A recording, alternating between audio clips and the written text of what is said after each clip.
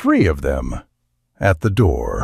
Hugo noticed the tusks first, not because he was afraid, but because the light from the hall caught them at just the right angle, a flash of wet ivory against dark green skin.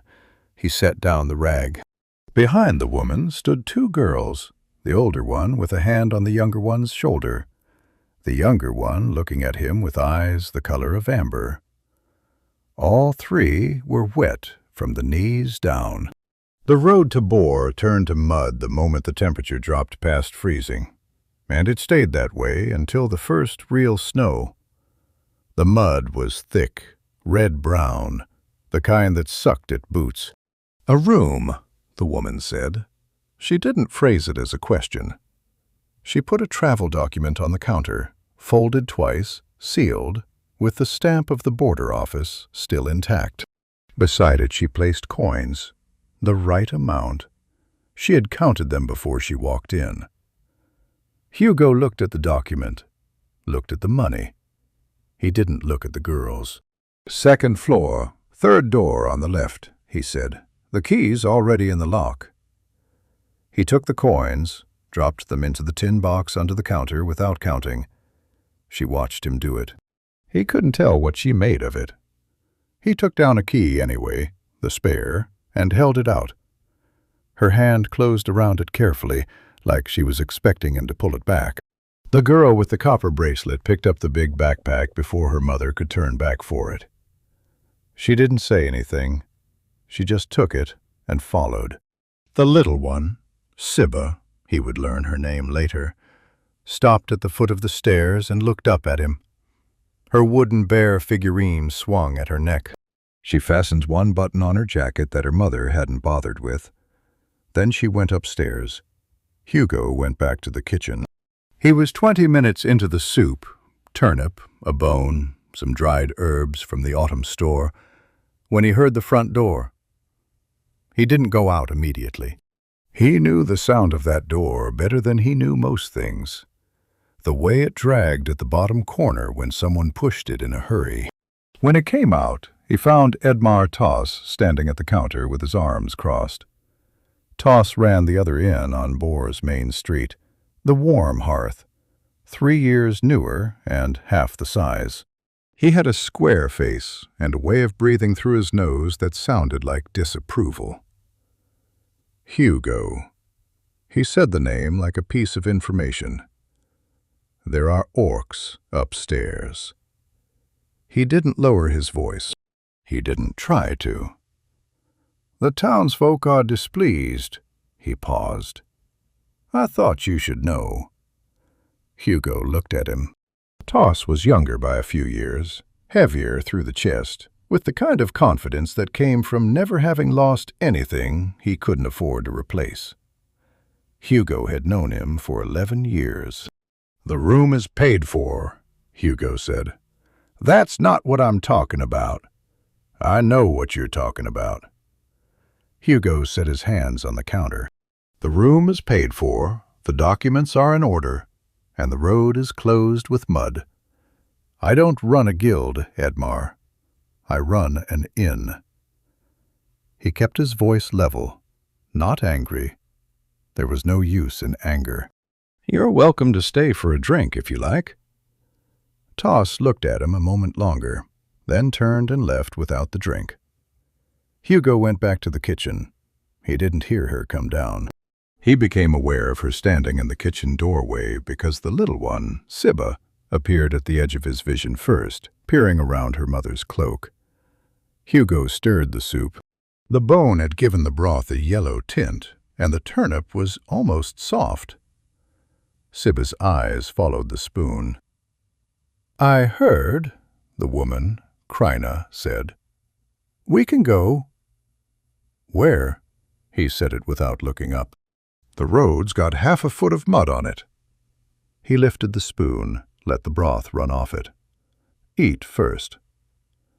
She didn't answer.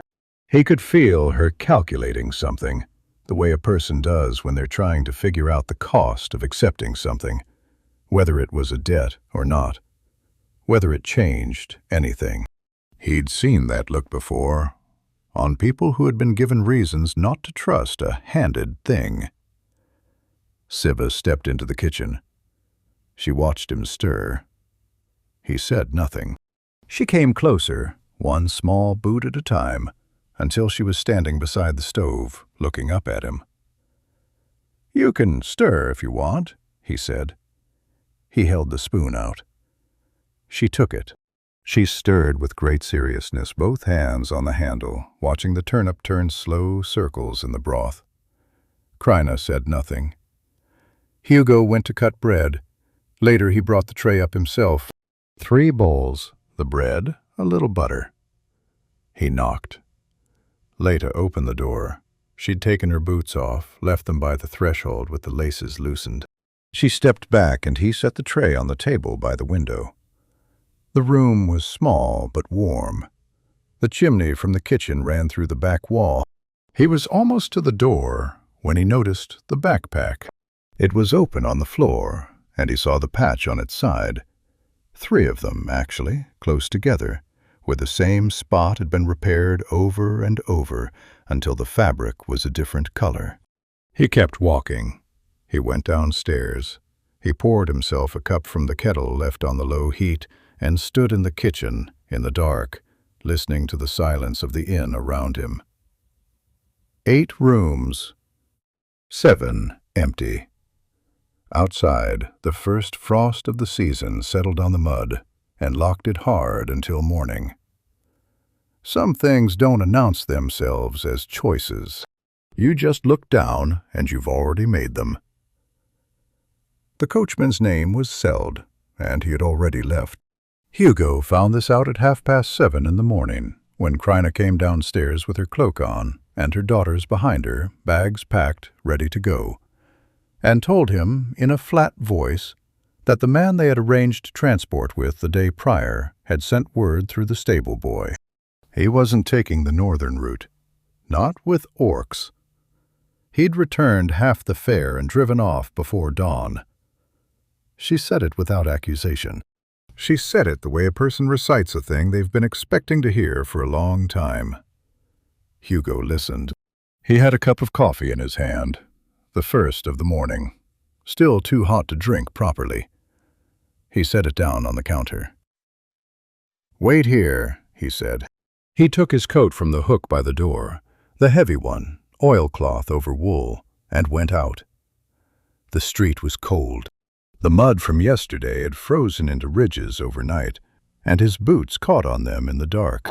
He went to the stable yard first, then down to the southern end of the market square, where the freight drivers gathered in the early hours, then to a side street behind the mill, where a man named Kovac kept his cart and 2 horses, and a reputation for not asking unnecessary questions.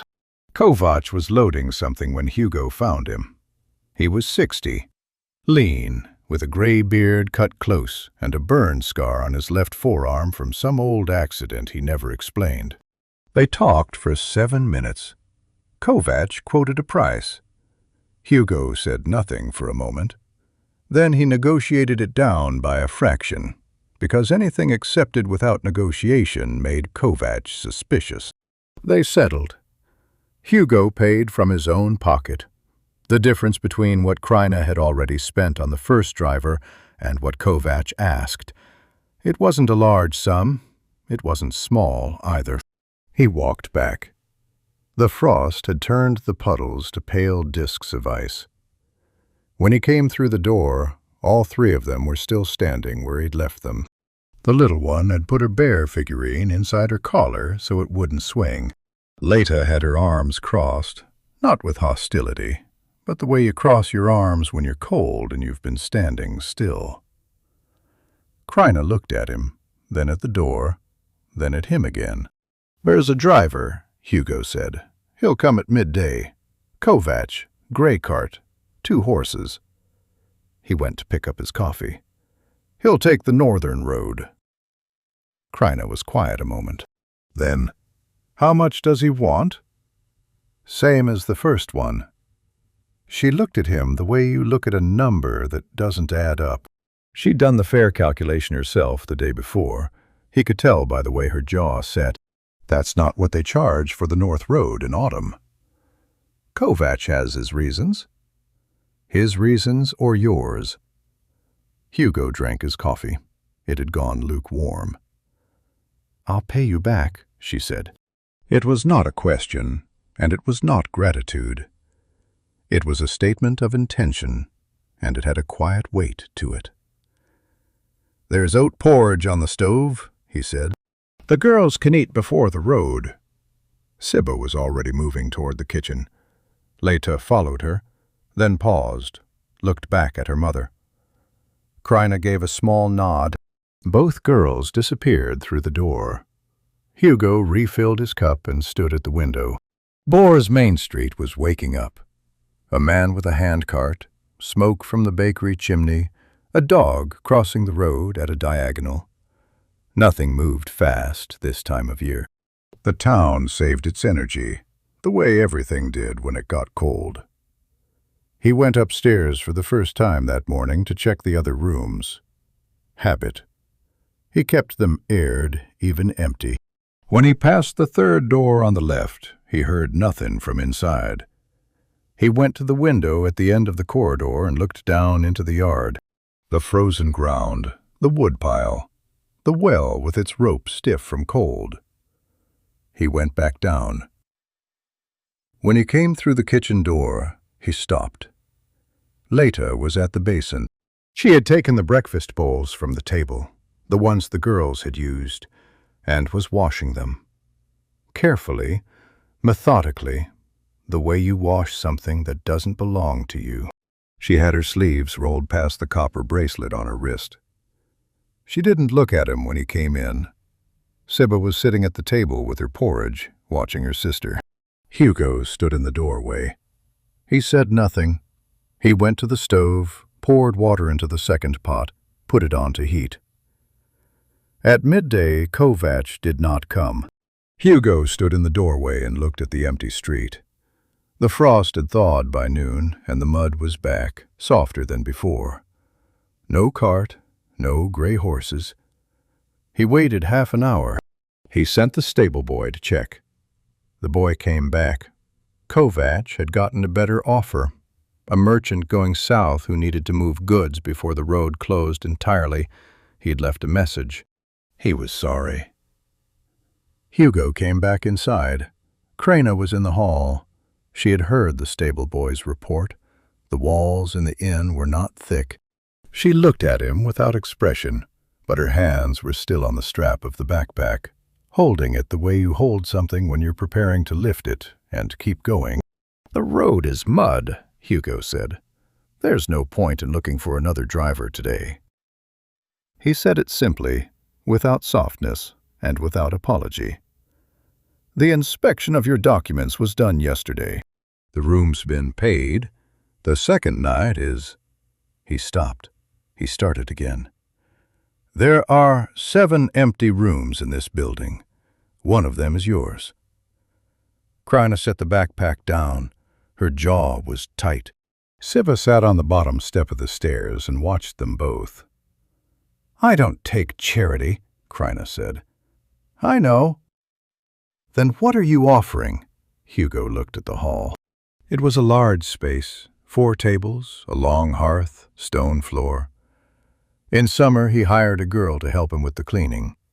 In autumn, he did it himself, which meant he did some of it and left the rest. The floor needed scrubbing. The tables needed oiling. There were 3 months of small, neglected things in this room.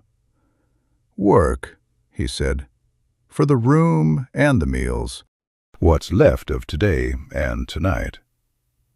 She looked at him a moment. He could see her calculating it again. Not the money this time, but something harder to count. Then she said, "What needs doing?" He told her. He went upstairs to fix a stuck shutter on the end room. When he came back down 40 minutes later, the long hearth had been cleared of ash and swept. The floor around the first 2 tables was wet and clean, and Kryna was on her knees at the far end with a brush, working at the grout between the stones with a steadiness that said she'd done harder work than this. She didn't look up. He put a bucket of clean water beside her without comment and went into the kitchen where he found Leta standing at the prep table, silent, with a knife in her hand and a pile of onions. She had found them herself in the crate under the shelf and was already cutting. Some people don't wait to be told. That, too, is a kind of language. The second morning came gray and still. Hugo was up before the light, the way he always was. He built the kitchen fire from last night's coals, put water on, stood for a moment with his hands on the edge of the stove and let the warmth come into his palms. Outside the window, the sky was the color of pewter, and the yard was quiet. The mud had frozen again overnight. No cart would move well on that. He knew it before he checked. He checked anyway. He went upstairs. The third door on the left was closed, no sound from behind it. He went to the end of the corridor and looked out the window. Empty road. The well rope was stiff again. He stood there a moment, then went back down and made porridge. When Kraina came down, she was dressed and had her cloak on. The cloak told him everything. She had come prepared to negotiate or to leave, and the cloak was the thing you wore when you were ready to do either. "There's no driver," Hugo said before she could speak.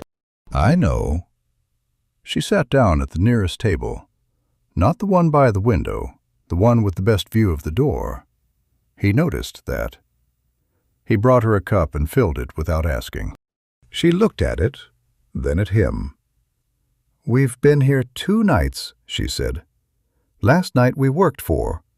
The night before—" She stopped. "I want to settle it. The first night was paid. The difference—" Hugo pulled out the chair across from her and sat down. He didn't do this often, sit with guests. There was a reason for that. When you sat with people, you had to talk to them. "There's no difference," he said. "You got turned away by the coachman through no fault of yours. The room was available. It still is." "That's not how it works." Her voice was flat, without heat. This was not an argument about money. "I don't stay on someone else's account." "No one's keeping an account." "Then you should start." She wrapped both hands around the cup. Her fingers were long, calloused at the tips. "Because I am." He looked at her. The amber eyes were steady, and there was nothing soft in them. Not hostility, but a refusal to be managed. He understood it. He'd seen it in people who had learned the hard way that kindness usually came with a shape, and the shape was debt. "Then work for it," he said. She waited. "Same as yesterday. Room and meals in exchange for what needs doing. I've got a full list and not enough hours." He kept his voice even. Not generous, transactional. He could see she needed it that way. "You'd be doing me the favor." She was quiet for a long moment. The fire crackled in the kitchen. Upstairs, something small moved. Sibba, probably, awake and turning over. "What's on the list?" Kraina said. He told her. The storeroom shelves needed reordering. The second hearth in the common room hadn't been cleaned since September. 3 window shutters on the north side were warped from rain and needed planing to close properly. He'd do the planing himself, but someone needed to hold them steady. The linens from the corner rooms needed washing and drying before they went to storage. He recited it plainly, the way you read a list you've been putting off. She nodded once when he finished. "Leta can do the linens," she said. "I'll start with the storeroom." That was it. No thank you, no protest. She finished the cup, stood up and said, "Where's the storeroom?" He showed her. He spent the morning on the shutters. It was cold work. The north side of the inn caught the wind and the warped wood was stubborn. He had the plane in his hands and the shutter braced against the frame, and he was concentrating on the angle when he heard the door to the storeroom open and close. He heard jars being moved. The sound of something being shifted on a shelf, then shifted again, more deliberately. Kryna worked quietly, but she worked with a thoroughness he could hear even through the wall. Leta appeared in the yard around mid-morning with an armful of linens and a look that said she had found the washtub herself without asking where it was. She sat up at the well and worked without speaking. She was 16 and angular, and she moved like someone who had been carrying their share of things for longer than 16 years usually required. The copper bracelet caught the pale light each time she lifted her arms. Sibba stayed out of the way. This was, Hugo noticed, deliberate. She was not a child who faded naturally. She was bright-eyed and watchful and clearly had opinions about everything she saw. But she had read the room, or her mother had told her, and she kept herself small. She sat in the corner of the common room with the wooden bear at her neck and watched the door. Hugo came in from the shutters at midday to find the storeroom door open and Kryna on her knees on the floor. She had pulled everything off the lower shelves, every jar, every wrapped parcel, every tin, and sorted it into two groups. One group was back on the shelf, in a precise order he didn't recognize, but suspected made more sense than his own. The other group was on the floor beside her. He looked at it. "What's this?" "Spoiling," she said. She didn't look up. She was checking the seal on a jar of preserved pears, pressing her thumb against the wax edge. Jars with broken seals, dried goods with mildew, one sack that's been wet and dried again at least twice. She set the jar on the floor pile. "You'd have gotten sick on some of it by midwinter." He looked at the floor pile. 6 jars, 2 cloth parcels, the sack. He'd bought most of it in September, put it on the shelf, and not looked carefully since. He crouched down and picked up one of the parcels. Dried mushrooms, the paper wrapping spotted with gray at one corner. He hadn't noticed. "Thank you," he said. She looked at him then, not with warmth, but with something that wasn't suspicion either, just attention. She nodded once and went back to the shelf. In the evening he made stew, the good stock he kept in the cellar, with the last of the autumn root vegetables and a handful of barley. He brought it out in a pot and left it on the long table with a ladle and 3 bowls. Then he went back for a 4th and sat down. Kryna looked at the 4th bowl. "I'm eating anyway," Hugo said. He served himself. She served Sibba first, then Leta, then herself. Sibba immediately blew on her bowl with great concentration, making small wind sounds. Leta ate without speaking, but she ate a second helping, and she did it without looking to her mother for permission first. Hugo ate and said nothing. The fire in the hearth was good. Steady, low, the kind that heats a room without roaring. After a while, Sibba said, "Why is there a bear on the shelf?" Hugo looked up. On the shelf above the second hearth, the decorative one, the mantel, there was a small, wooden horse. Not a bear. Sibba was looking at it with great interest. "That's a horse," Leta said. "I know what a horse is." Sibba's tone made clear that she found this response unhelpful. Hugo looked at the horse. He hadn't moved it in 2 years. He'd stopped seeing it some time before that. "Someone made it," he said. Sibba waited for more. He didn't give it. She went back to her stew, but she kept looking at the shelf from the corner of her eye. The way children look at things they've decided they're not done thinking about. Kryna said nothing. She watched him for a moment, just a moment, then looked down at her bowl. Outside, the wind came up and hit the north shutters. The planed ones held. The third one, the one he hadn't finished, rattled once and went quiet. Somewhere down the street, a dog barked twice and stopped. The stew pot steamed between them, and the fire kept its low, even breath. And for a while, nobody needed to say anything at all. There are small truces that don't have names. You just find yourself inside one, and you don't move, because moving might end it. The mayor came at 10 in the morning, which was deliberate.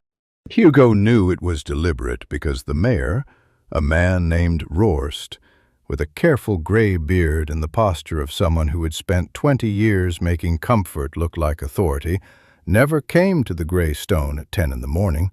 He came in the evenings occasionally, for a drink he nursed slowly and a conversation he controlled. 10 in the morning meant he had thought about this. It meant he had decided on the hour the way you decide on a weapon. He came alone, which was also deliberate. Hugo was behind the counter when the door opened. He had the ledger out, not because he needed it, but because having something in your hands made certain conversations easier to end. Rorst came in, looked around the hall once, and then looked at Hugo with the expression of a man who considered himself reasonable. "Hugo," he set his hat on the counter. A good hat, felted gray, with a small brass pin on the band. "You know why I'm here." "I can guess," Hugo said. "The town has concerns." Rorst folded his hands. He had the voice of a man who had given many speeches, round, unhurried, pleasant in the way that things are pleasant when they cost nothing. "Orcs in the inn. The border road brings all kinds, I understand that. But there are families here. There are children." "There are children upstairs," Hugo said. Rorst paused. He recalibrated. "Hugo, I'm not asking you to do anything unkind. I'm asking you to consider the community." He said community the way some men said family, as if it explained everything and required nothing in return. Perhaps they would be more comfortable at the way station outside town. It's not far. "The way station is unheated, and the roof leaks on the east side." Hugo closed the ledger. "Their documents are in order. Their money was good. The road is mud." He kept his hands on the counter, flat. "The rules at my place are written above the door. You've seen them." Rorst had seen them. The sign above the door of the Greystone read, in letters carved when Hugo's father had owned the place, "Inn." One word. His father had been a man of strong opinions about unnecessary ornamentation.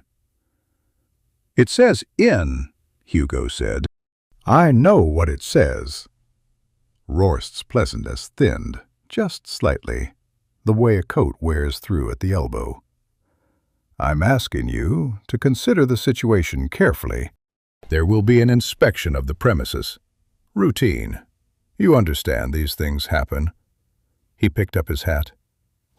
"It would be a difficult time for violations to come to light." He said it without threat in his voice. That was the careful part. He left, and the door dragged at the bottom corner as it closed. Hugo stood at the counter for a moment. Then he went upstairs to fix the third shutter. He was on the landing with the plane in his hand when he heard Sibba. She was in the corridor, not far from the door of their room, and she had found the shelf above the landing window, a low shelf, child height, that held 3 things: a tin candle holder, a coil of spare rope, and the wooden horse. He didn't know when he'd put the horse there. He'd moved it at some point from the mantel, because looking at it had become a specific kind of effort, and the landing shelf was a place he passed quickly. Sibba was holding the horse in both hands. She had it level with her eyes and was examining it with great seriousness. The carving was not fine work. The legs were thick, the ears barely suggested, the tail a single groove in the wood. But it had been made by someone who knew what a horse was and had cared about getting it right. Hugo stood on the landing and looked at it. She heard him and looked up. She didn't put it back. She waited. "Someone made it," he said. He'd said that before. He knew it wasn't enough. Sibba kept looking at him. She had her mother's steadiness in the eyes, that amber directness that didn't flinch. She was 8 years old, and she was waiting for the actual answer. "My son," Hugo said. "He made it." He didn't say more. He didn't say the rest of it. The 6 years, the absence that had made 7 empty rooms feel like a reasonable arrangement, the way the kitchen was still warm every morning because he needed one thing in the house to be warm without him having to decide it. He didn't say any of that. He just stood on the landing with the plane in his hand and looked at a horse carved by a boy who had been 11 when he made it, and who had not lived to be 12. Sibba held the horse out. She was offering it back. He looked at her hands, the bright green skin, the wooden bear at her neck swinging forward as she leaned. "You can play with it," he said. She pulled it back to her chest. She looked at it once more, then up at him. Then she turned and went into the room and closed the door behind her. Hugo went and planed the shutter. In the evening he came down late after the kitchen was clean. He was going to sit for a while the way he usually did, in the chair by the cold second hearth, in the dark, with nothing particular to do. He found a cup of tea on the small table beside the chair. It was still warm. There was no one in the room. He could hear, faintly, the sound of the girls upstairs, some quiet conversation, the creak of a floorboard. He stood and looked at the cup. He sat down. He picked it up. The tea was plain, hot water and dried leaves from the kitchen stores, nothing he hadn't bought himself, but someone had known where to look for it, and someone had taken the trouble to steep it, and someone had thought to bring it here and leave it. He drank it.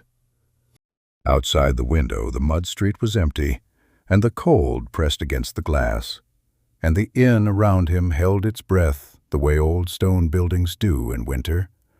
All that mass, all that stillness, keeping the warmth in without effort, without asking anything back. There are things you didn't know you were missing until they appear on a table beside you, already warm. The third morning had a different quality to it. Hugo noticed it the way you notice a change in the air before weather. Not a sound or a sight, but something in the pressure of things. The inn was the same. The frost was the same. He built the fire the same way, from the same coals, and stood at the stove the same number of minutes while the water heated. But when Kryna came down, she didn't have her cloak on. She sat at the table by the window, not the one by the door. He brought coffee. She wrapped her hands around the cup and looked out at the yard, at the frost on the well rope, at the pale sky above the roofline. She didn't say anything for a while. He went back to the kitchen and turned the bread in the pan and came out again. "We're going to my sister," she said, "in Veln." He didn't know where Veln was. He didn't ask immediately. He leaned against the counter and let her talk if she wanted to. "She has a house there. Small, but a house." Kryna turned the cup in her hands. "Her husband died 2 years ago." "Mine 3. She said it the same way she said most things, flat, factual, the information delivered without decoration. "She wrote that there's work in Veln, weaving mostly." "I know the work." She paused. "Leta's quick with her hands. She'll learn." Hugo looked at the window. Veln was north, he knew that much. 2 days by cart on a good road. 4 on this one, in this season. "Why now?" he said. "Why not wait for spring?" "Because if we wait for spring, we wait in a place that doesn't have room for us." She said it without self-pity. It was just geography. "My sister has a house. Here we have..." She stopped. She looked at the table. "Here we have been longer than we planned." He nodded. He went to the kitchen and came back with the bread and butter and set it on the table. She pulled a piece without ceremony. He sat down across from her, which he was doing more easily now than he had 3 days ago. They ate. Outside, a cart went past on the frozen street, moving slowly, the horse stepping carefully on the ridged mud. "You have family here?" Kryna asked. He looked at his cup. "No." She waited, the way she'd waited on the landing when Sibba had waited, with that same amber patience that didn't push, but didn't retreat either. "My wife left," he said. "After." He didn't say after what. He found he didn't need to. "Said she couldn't stay in a place that only reminded her. I understood it." He turned his cup once on the table. "I couldn't leave. Didn't know how to be somewhere else." He looked up. "The inn was my father's. I know how to run it. So, I run it." Kryna looked at him steadily. She didn't offer anything, no comfort, no comparison, no attempt to weigh her loss against his. He was grateful for that. Most people, when you told them something hard, felt compelled to give something back. She just listened. "My son," Hugo said. He was 11. 6 years. He had not said it aloud to anyone in this town. He had said it to the ledger once, in numbers. The date, the expense of the burial, the gap in the accounts where he'd closed the inn for 2 weeks and told no one why. He had said it to the empty rooms, the way you speak to walls when speaking to walls is the only option left. He had not said it to a person. Not like this. Not in one sentence, plainly, across a table. Kryna set her cup down. She didn't speak for a moment. Then she said, "The red streak." She touched her own hair above the brow where the thick red ran through the black. "My mother had it. Her mother before her. It passes through the women." She looked toward the stairs. "Leta has it. Sibba has it. When I see it, I see 4 generations at once." She paused. "That's not always easy." Hugo looked at her. He understood what she was giving him. Not a mirror, not a comparison, but a parallel thing. Evidence that this kind of weight was common to people who carried it well, and that carrying it well didn't mean it was light. He heard Leta on the stairs before he saw her. Her step was distinctive, the left boot coming down slightly heavier than the right, a small unevenness she didn't seem aware of. She appeared in the doorway, looked at the two of them at the table, and went to the shelves along the far wall without comment. Hugo kept a small collection of books there, a habit from his father, who had believed that a good inn should have books the way it had a fire, available to anyone who needed warmth. Leta ran her finger along the spines. She pulled one out, a thick volume, brown cloth cover, the spine faded. She looked at the title, then at Hugo. "Can I?" she said. "Yes," he said. She tucked it under her arm. Then, without quite looking at him, "There are more." She said it as an observation, not a question, as if she was noting it for future reference. As if future reference was a thing she was beginning to allow herself. He said, "There are more." She went upstairs. Kryna watched her go, and something in her face shifted, not dramatically, just the way a held breath releases, a small easing around the eyes. Hugo saw it. He looked away, giving her the privacy of it. He refilled both cups. It was mid-afternoon when the letter came. The boy from the postal office brought it to the door. A square envelope with the town office stamp, sealed with gray wax.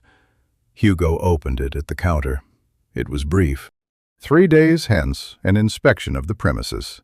Licensing, fire safety, guest registry. Standard procedure, the letter said, in the careful handwriting of someone who had been told to make it sound routine. Hugo read it twice. He folded it and put it in his apron pocket. He stood at the counter and looked at the hall, the clean floor, the oiled tables, the swept hearths. He thought about the guest registry, which had 3 names in it that were not human names, and the licensing board, which was chaired by a man who ate dinner twice a week at Edmar Toss's inn. He thought about Rorst's careful voice. Difficult time for violations to come to light. He put his hand flat on the counter. The stone was cold under his palm, the deep cold of old building material, the kind that holds winter in its bones long after the rooms above it are warm. He breathed out slowly. 3 days. He had 3 days and a list of everything in the inn that wasn't quite right, and a letter in his pocket that was not a routine inspection dressed as a threat, but a threat dressed as a routine inspection. He went to find Kryna. Hugo started with the registry. He pulled it from under the counter and went through it page by page at the kitchen table, with the letter beside it and a pencil in his hand. Every entry needed a date, a document number, a point of origin. His handwriting was adequate but careless. He'd been filling the registry the way he did most things these days, mechanically, getting the information down without attention to presentation. 3 entries were missing document reference numbers. 1 had the date written in the wrong column.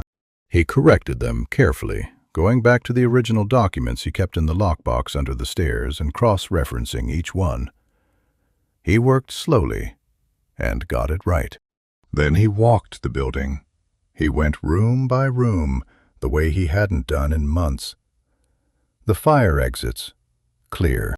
The window latches, 2 stiff, one on the upper floor, missing its pin entirely, replaced at some point with a twist of wire he had no memory of installing.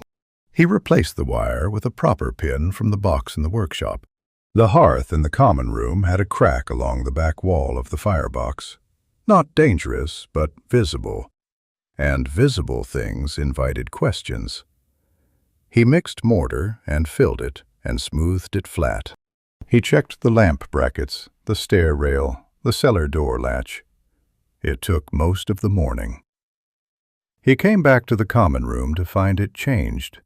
Not dramatically. Nothing moved, nothing rearranged.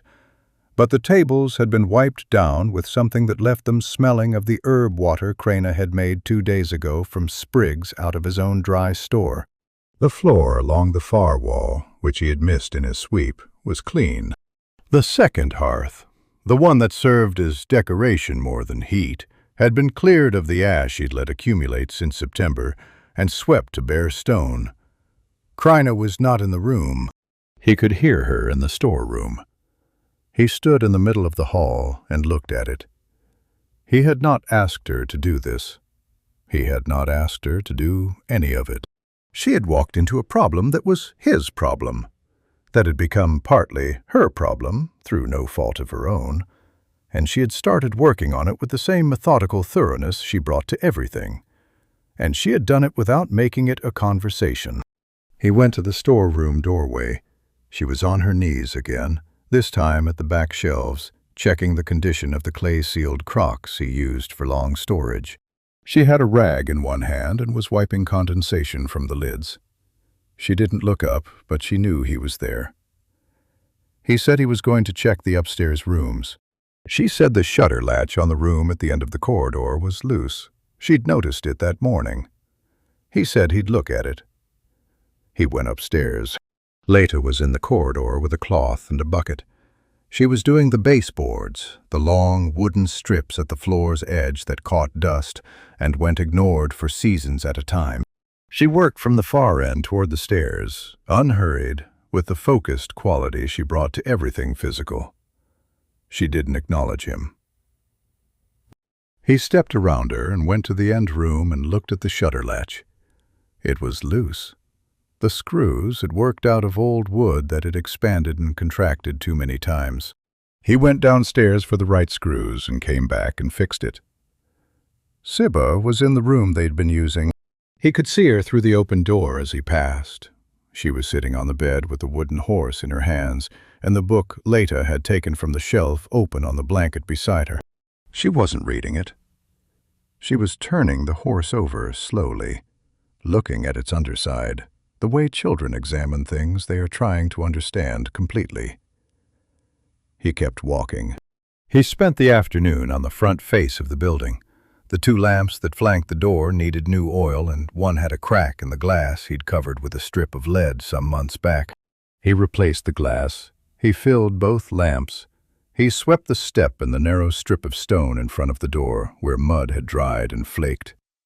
He stood back and looked at the front of the inn. It looked like a place someone was keeping. That was the goal.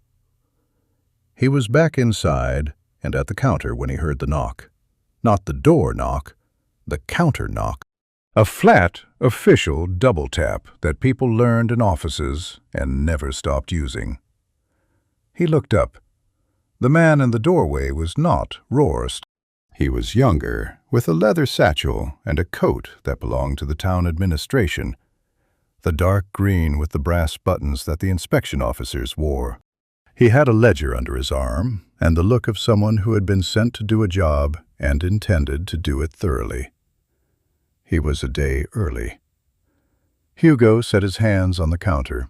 He kept his face neutral. He said good afternoon.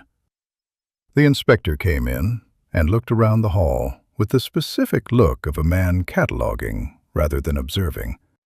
He opened his ledger. He said he was here on behalf of the town licensing office for a routine inspection of the premises and guest registry. He said it precisely, without inflection. Hugo said he understood and pulled out the registry. The inspector read through it. He read slowly, checking each entry against something in his own ledger. He asked about the document numbers. Hugo had them. He asked about the fire exit on the north side. Hugo showed him. They walked the lower floor, the hall, the kitchen, the storeroom, the cellar door. The inspector wrote things down. His pen moved in small, economical strokes. They came back to the counter. The inspector looked at the guest registry again. He looked at the 3 names that were not human names. He asked to see the corresponding documents. Hugo took the lockbox from under the stairs and opened it and laid the documents on the counter. Border transit papers, sealed and stamped, with the office reference numbers printed clearly at the top. Everything Kryna had put on the counter 3 days ago when she'd first walked in. Original documents, not copies, in good condition. The inspector looked at them.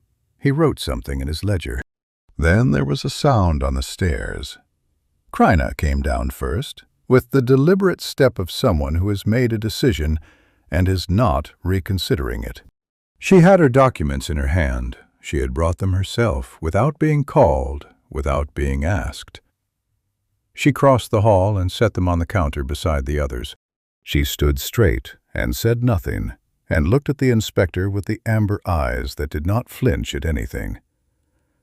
Behind her came Sibba. She had the wooden horse in one hand. She stopped 2 steps from the bottom of the stairs and looked at the inspector with the round-faced directness of a child who has not yet learned to pretend she isn't watching. The wooden horse hung in her grip at her side. The inspector looked at Sibba. Sibba looked at the inspector. The inspector looked at the documents. He checked the reference numbers. He checked them again. He wrote in his ledger for a long moment, the pen moving in those small strokes, and the hall was very quiet, except for the fire and the scratch of the pen and the wind outside finding the eaves. He closed the ledger.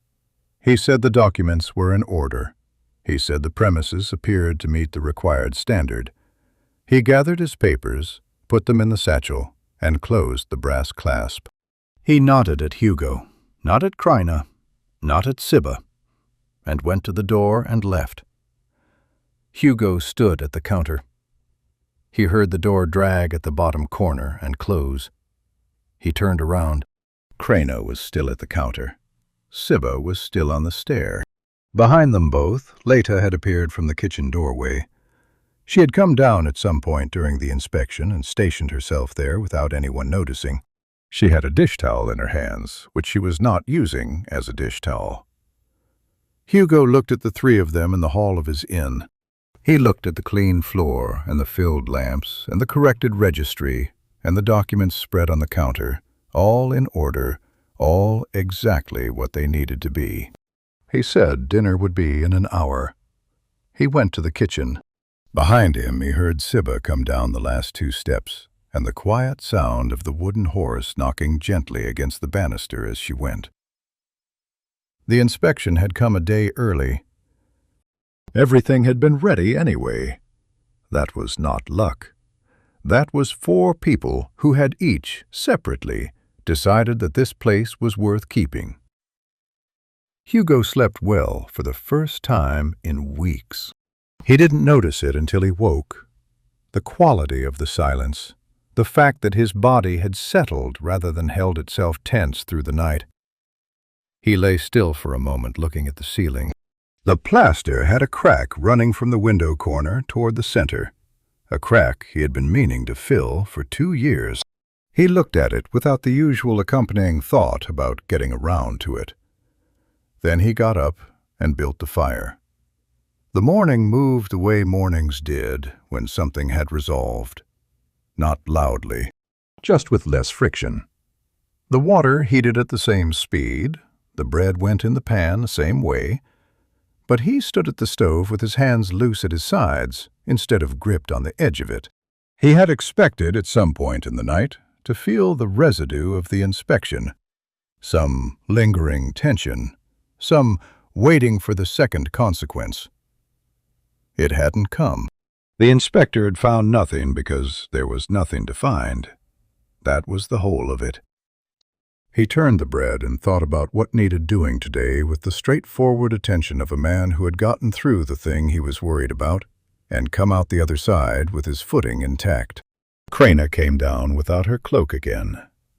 He had started to notice the cloak as a signal. On meant ready to leave or ready to fight. Off meant something closer to settled. She sat at the window table and looked out at the yard while he poured coffee, and they were quiet together in the way that had become, over 4 days, its own kind of conversation. He put bread on the table. She pulled a piece. He sat down. He told her about the inspector. Not what she hadn't seen. She'd been there for the whole of it. But what he'd heard afterward from the stable boy who had a cousin in the town office. The inspection had been filed as routine. No violations noted. No follow-up required. The licensing board had received the report that morning. Rohrst had received it too, presumably, through whatever channel Rohrst received things. Krena listened to this and said nothing for a moment. Then she said the documents had cost her 3 weeks of work to obtain when they first crossed the border. 3 weeks of presenting herself at offices and waiting and being sent to other offices and waiting again, with 2 daughters and a backpack, and a route that didn't allow for much delay. She said it without bitterness, just the dry weight of a fact that had been expensive to produce and had now justified its cost. Hugo looked at his coffee. He understood what she was telling him. She had known, all along, that the documents would hold. She had been certain of them. The uncertainty had been about whether certainty would be enough. They ate. Upstairs, the floorboards moved in a pattern he was learning. Sibba first, quick and light. Then Leta, the uneven left step. Then the long pause before either of them came down, which he now understood was the time Krena normally spent with them in the morning before the day started. He cleared the table and went to the kitchen. Leta appeared an hour later. She came in without announcing herself and stood at the prep table and looked at what was on it. He had flour out, and the rendered fat from yesterday, and the dried herbs. He was making flat traveler's bread, the kind that kept for days and didn't need anything else. She looked at the ingredients for a moment, then went to the shelf where he kept the grain stores and came back with a small cloth pouch he didn't recognize. She'd brought it herself, carried it in the backpack from wherever they'd started. She opened it, and he looked inside. A coarse, dark flour, ground from something that wasn't wheat, with a faint smell of minerals and smoke. She didn't explain it. She measured some into the bowl alongside his flour and began to work it in with her hands. And he understood she was making something her own way, with her own ingredient, in his kitchen, and that this was not a question. He stepped to the side and gave her the bowl. They worked at the same table without speaking. She had a competence with dough that was physical and confident. She knew the texture she was aiming for and adjusted the water without measuring, by feel. He watched her hands from the corner of his eye. The copper bracelet pushed up her wrist as she worked. At some point she began to shape the flatbreads, smaller than his, thicker in the center, with a pinched edge he didn't recognize. He put them in the pan when she was done. She stood back and watched. When he ate one, he said it was different from what he made. He said it was good.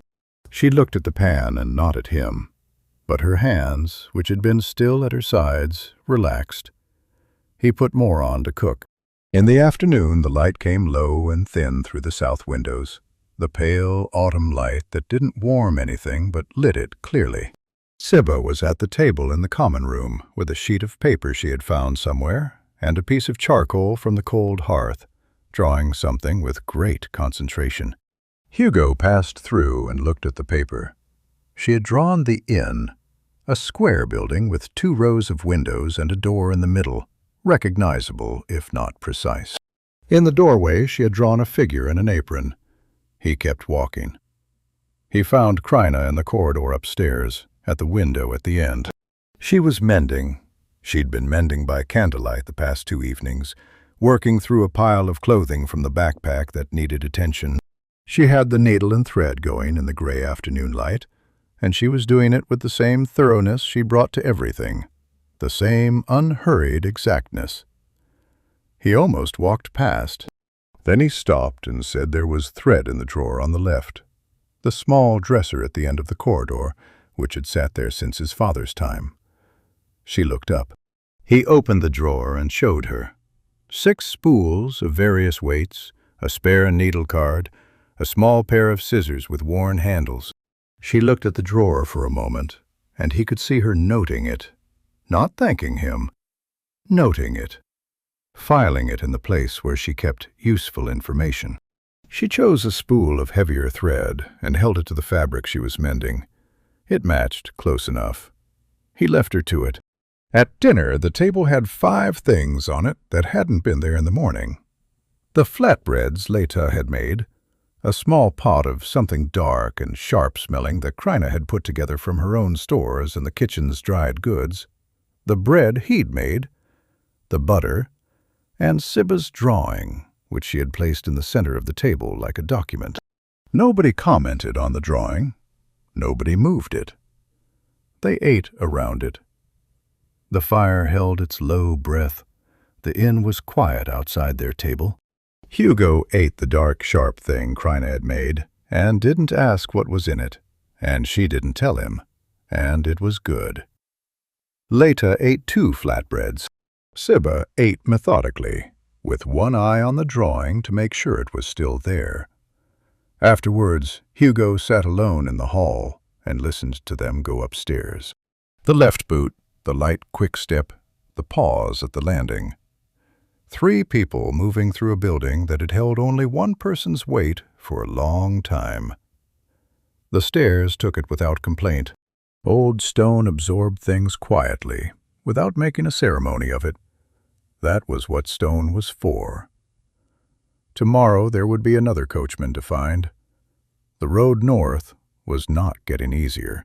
But tonight the lamps were full, and the floor was clean, and something was mending somewhere in the building by the light that came through the corridor window at the end of the hall. The coachman's name was Dara, and she was found by accident. Hugo heard about her from the baker 2 streets over, who had heard from the miller's wife, who had seen a freight cart from Veln come in the previous afternoon and stop at the southern stable. The driver had unloaded grain sacks and was looking for a return fare north. Hugo went to the southern stable before breakfast. Dara was a woman of about 50 with a broad back and a cart that had seen hard use and been well maintained, the axles greased, the boards tight, the horse fed and rested. They talked for 10 minutes. She asked no questions about the passengers beyond their number and their baggage weight. She named a fair price. Hugo said the day after tomorrow. She said she'd be there at first light.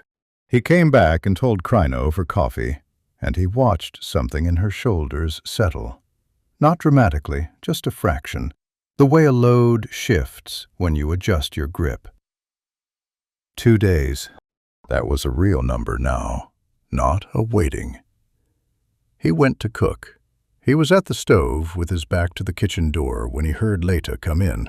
He'd learned her sounds well enough by now to know it was her without looking. The particular rhythm of her step, the way she moved into a room with intention rather than drift. He heard her at the shelf, then at the prep table. He didn't turn around. She worked alongside him for a while in silence, and he let the silence be. She had the dark flour out again, and her own pouch of something else. Dried seeds, small and flat, that she scattered into the dough with a practiced hand. He kept his attention on the stock pot and didn't crowd her at the table. The kitchen was warm. Outside the window the frost was heavy on the yard, the well rope white with it, the ground iron hard. When she put the first flatbread in the second pan, he moved to give her the better position at the stove. She took it without comment.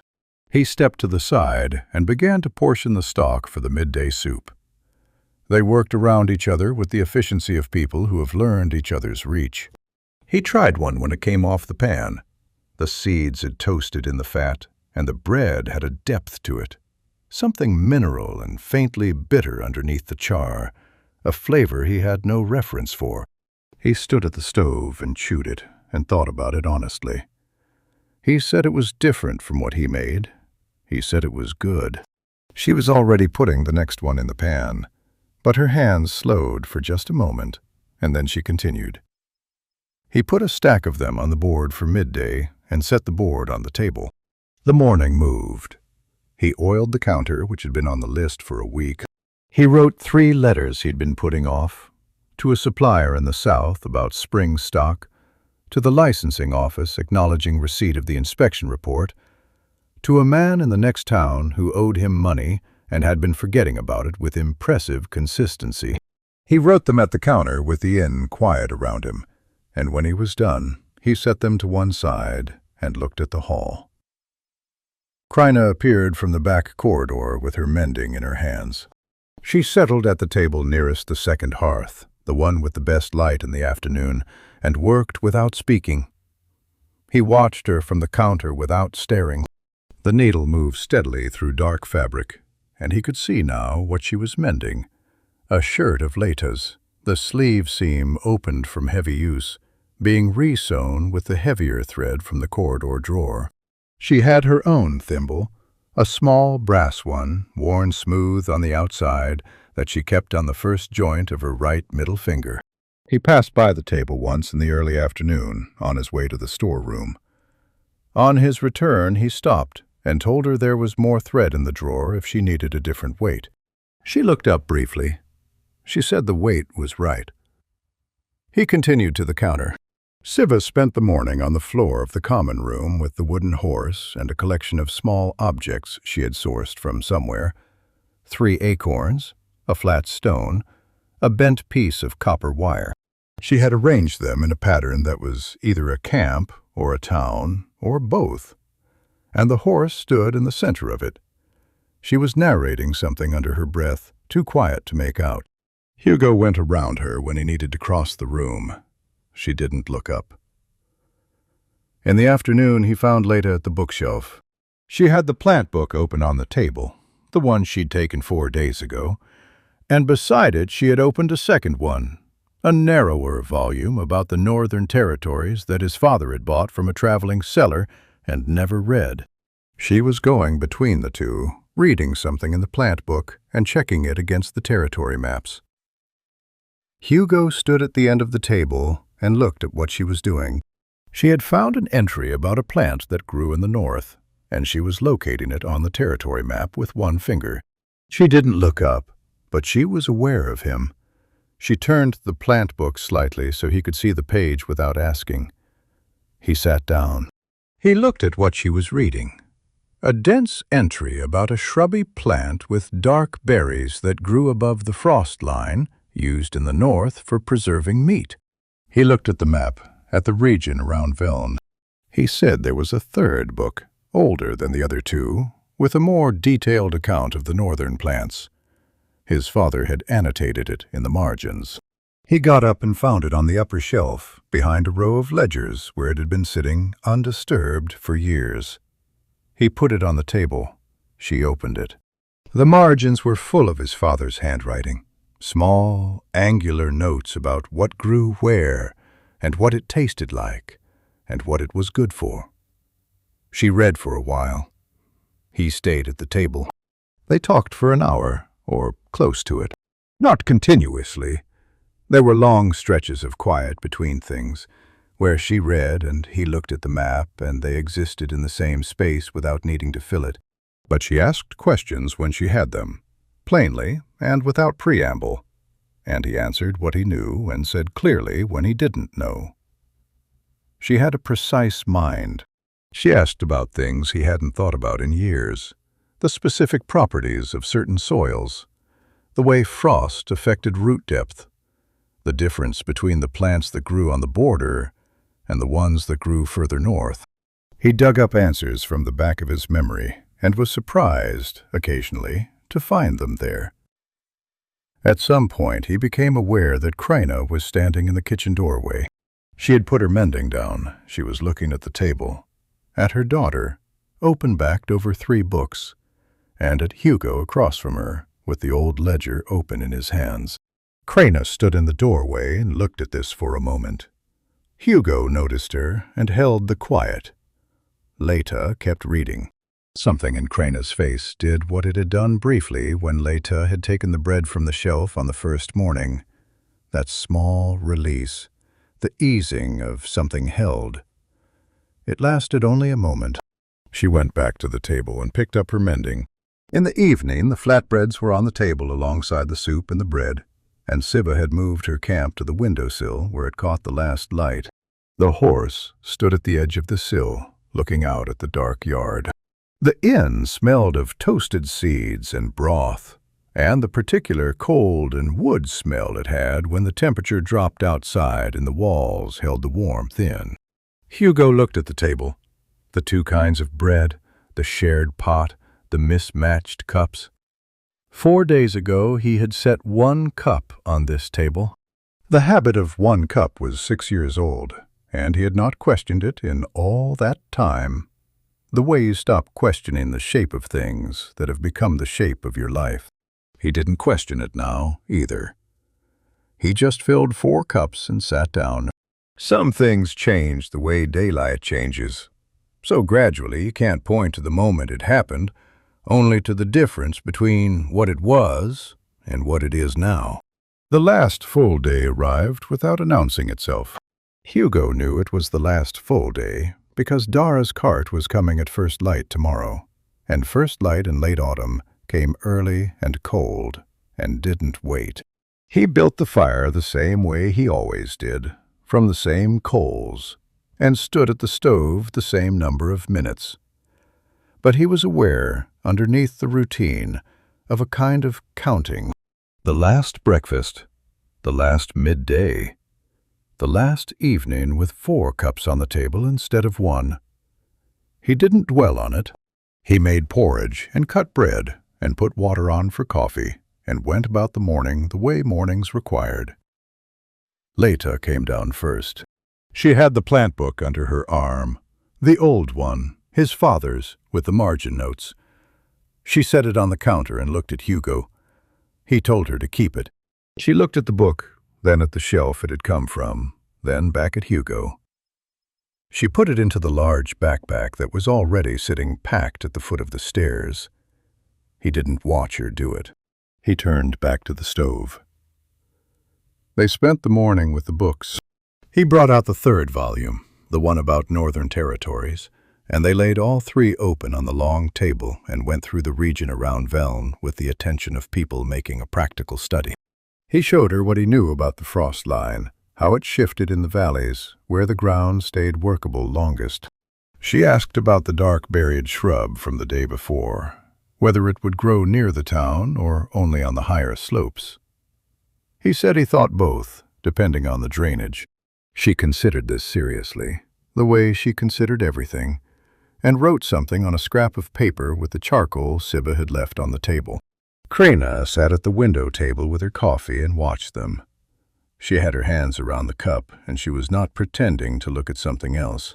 She watched her daughter at the table with the books, writing notes in her angular hand, asking questions and receiving answers and asking more. Hugo was aware of being watched. He didn't perform for it. He just answered the questions that were asked. After a while, Kraina got up and came to the table. She didn't sit. She stood at the end and looked at the map, at the region marked Veln, at the pencil line Leta had drawn, showing the route from the border crossing. She put her finger on the town marker. She said her sister's house was on the east side, near the mill. Hugo looked at the map. He said the east side would have good soil. The river ran close there, and river soil in the north held warmth longer than the slopes. Kraina looked at the map for another moment, her finger still on the town marker. Then she went back to the window. Sibba appeared mid-morning from upstairs, where she had been doing something that involved periodic thumping sounds he had decided not to investigate. She came down with her jacket buttoned, all the buttons, which was unusual, and the wooden bear at her neck, and the wooden horse in her hand. She crossed the common room and stood in front of Hugo at the table. She held the horse out, both hands level, the way she'd held it on the landing when she'd thought she was returning it. He looked at it. The thick legs, the suggested ears, the single groove of a tail. 11 years old and taking care with the thing he was making. He said she should keep it.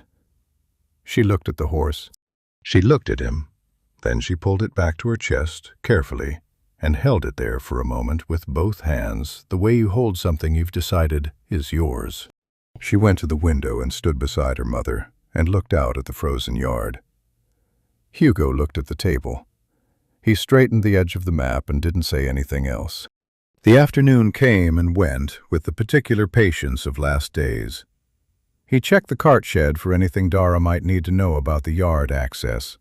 He put fresh oil in both door lamps.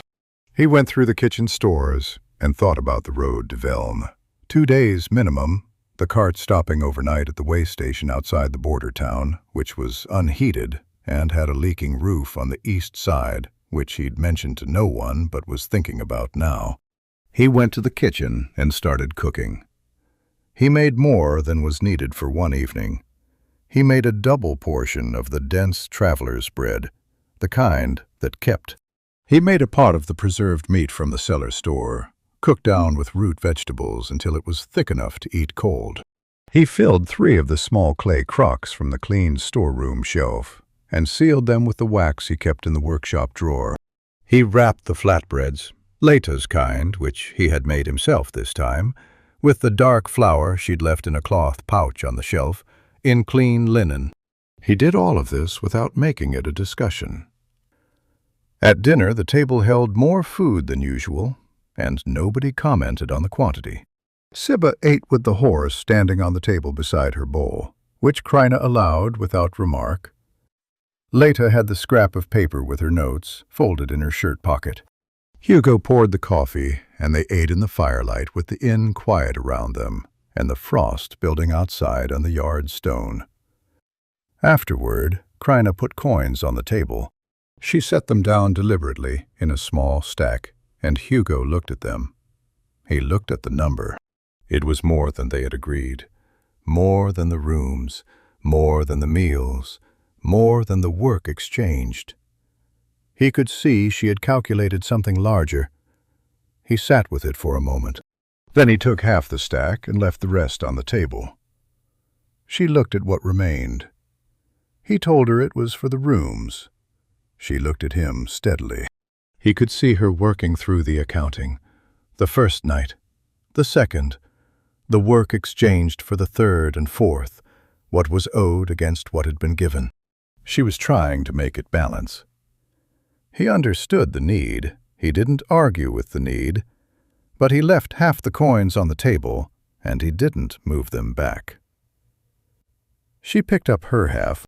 She put it in the pouch at her belt. She said nothing more about it. Leta washed the bowls. Sibba fell asleep in the chair by the hearth before anyone told her to go to bed, the horse in her hand and the bear at her neck, and her jacket still buttoned all the way up. Krena carried her upstairs. Hugo heard the creak of the landing, the uneven step of Leta following. The building settled into its nighttime quiet, that particular stillness of old stone after warmth, when the walls have absorbed the day's heat and hold it without effort. He stayed at the table for a while after they went up. He looked at the shelf above the second hearth, where the horse had stood for 2 years without him seeing it. The shelf was empty now. He looked at it without the specific weight he'd carried around it for 6 years. Not without grief, but without the kind of grief that stops things. Just the plain fact of it, sitting alongside the plain fact of the empty shelf, and neither one demanding anything from him. He cleared the table. He put the sealed crocks by the door, where they'd be ready for the morning. He checked the fire in the kitchen hearth and banked it for the night. He went to the door and stood for a moment, looking at the dark yard through the small window beside it. Frost on the stones. The road beyond the gate, empty, running north. He went to bed. For the second night in a row, he slept without holding himself tense through it. There are things that don't ask permission to start healing. They just begin, quietly, while you're doing something else entirely. Dara's cart was in the yard before the sky was fully light. Hugo heard the horse first, the particular sound of shod hooves on frozen stone, careful and deliberate in the dark. He was already up. He had been up for an hour, building the fire, boiling water, moving through the kitchen with the quiet attention of someone who knows a morning is going to require something from him and wants to be ready for it. The coffee was made. The bundle by the door was tied. The sealed crocks, the wrapped flatbreads, a length of wool from the upstairs linen store he'd added last night without quite deciding to, thick enough to serve as a blanket on a cold cart. He heard them on the stairs. The quick, light step, the uneven left boot, and then Krena, whose step he knew now the way he knew the building's own sounds, solid, deliberate, carrying weight without complaint. They came into the kitchen one at a time. Sibba had the horse in her jacket pocket, the carved head sticking out at the collar. Leta had the backpack, the big one with the brass clasps, which she set by the door beside the bundle without being asked. Krena looked at the bundle. She looked at the crocks and the wrapped linen and the wool. She didn't say anything about it. Hugo poured coffee and set bread on the table. They ate, standing, mostly, the way people eat when they are already in motion toward something. Sibba sat on the edge of the table, which Hugo allowed. The kitchen was warm, and the yard outside the window was still gray. Dara's cart a dark shape against the gate, the horse standing patient with its breath clouding in the cold. He carried the bundle out himself. The yard was sharp with frost. His boots found the frozen ruts in the stone, and he moved carefully, the bundle under one arm. Dara was at the cart, checking the harness with the methodical attention of someone who did this twice a day and didn't skip steps. She took the bundle from him and stowed it under the bench without comment. They spoke briefly about the road, the condition of the northern pass, whether the mud had frozen solid enough to take the weight. Dara said she'd come down that road 2 days ago, and it was passable if they kept to the crown. Hugo nodded. She went back to the harness. He turned around. Kraina was in the yard. She had come out while he was talking to Dara, and she stood a few feet from the cart with her cloak pulled close, the hood down despite the cold. Leta was behind her, already moving to stow the large backpack in the cart bed. Sibba was at the gate, looking out at the road with the focused interest of someone planning a journey. Hugo stood in the yard and looked at Kraina. The gray morning light was flat and even, the kind that showed things plainly. She looked back at him. He could see the road in her face. All the roads before this one, all the towns that had not been this town, all the doors that had opened differently. She had the amber eyes that didn't flinch, and she was not flinching now, but something in them was different from the first night. Less braced, less prepared for the cost of a thing given. She took the bundle from under the cart bench. He started to say something. She looked at him, and he stopped. She put the bundle back under the bench herself, adjusted it so it sat flat, and stepped back. She looked at him and said they would come back along this road.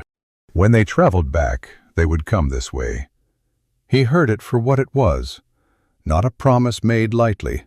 She didn't make things lightly. A statement of intention, like the one she'd made about paying him back, carrying the same quiet weight. He looked at her and nodded once. Leta had the cart loaded. She climbed up to the bench beside Dara without ceremony, pulling her coat across her knees. Kraina went to the cart and put her hand on the sideboard and stepped up. Sibba was still at the gate. She had the horse out of her pocket. She was holding it up, level with her eyes, looking at it in the flat morning light the way she'd looked at it on the landing the first time, trying to understand it completely. Then she turned around. She looked at Hugo across the yard. She held the horse up so he could see it clearly.